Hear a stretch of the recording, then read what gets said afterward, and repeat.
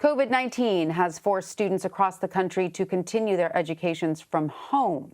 According to the Census Bureau, nearly 93% of people in households with school-age children reported their children engaged in some form of distance learning during the height of the pandemic.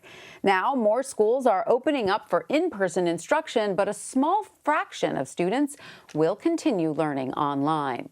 One educator is sharing the problems she saw with remote learning in an opinion piece for the New York Times. Lelac Almagor writes, quote, "Even under optimal conditions, virtual school meant flattening the collaborative magic of the classroom into little more than an instructional video."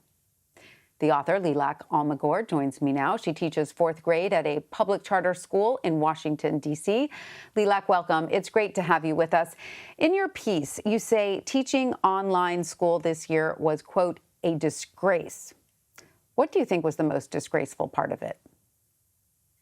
Well, thank you so much for having me. And I want to be really clear. I'm not trying to say that I think the teachers were disgraceful or schools were disgraceful. I think we were doing the best we could with what we had. But I do think it is a disgrace that our society didn't prioritize schooling and childcare for the families that needed it. I would have thought that that was one of our most fundamental commitments to families. And instead, we prioritized opening lots of other things. I know a lot of parents who agree with you on that one. Lelac, what do you believe the long-term impact remote learning will be for students? You say at one point in your piece that some of these students will carry the impact of this year or this period in remote learning. It might continue longer than a year. It might have been shorter than a year, far beyond the time when they go back to school.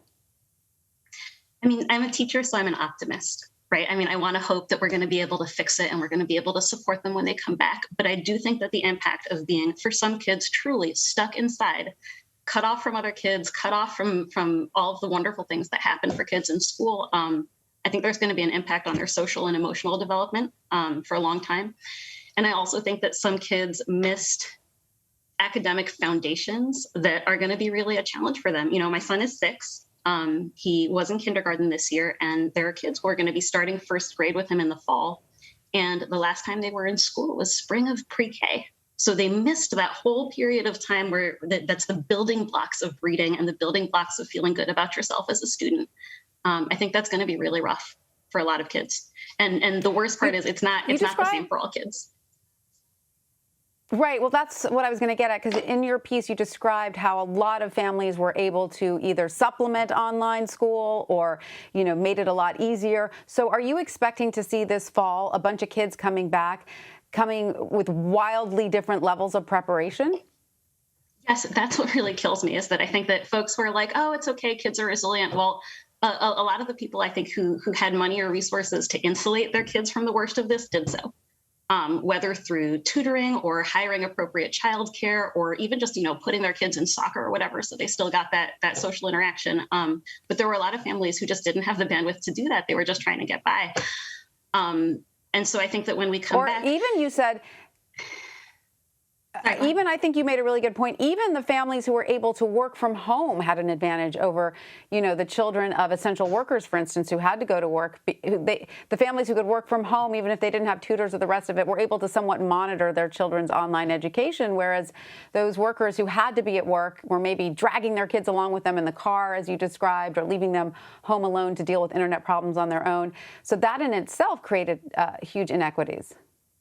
Yes, absolutely. I think that's very true. And I think that some of the, it's fine, virtual schooling was okay for my kid, is coming from people who were able to work from home and haven't thought about what it was like for people who had to figure out what to do with their small children. And so I'm assuming for you, and correct me if I'm wrong, that school looks like it's going to be in person in the fall, because that seems to be pretty much the consensus going forward in most places. If that's the case for you, what are you most looking forward to? Oh, gosh. On a personal level, I'm looking forward to just walking back in the building with my own kid and dropping him off at his classroom and going to my classroom, and that sort of interconnectedness of our school community.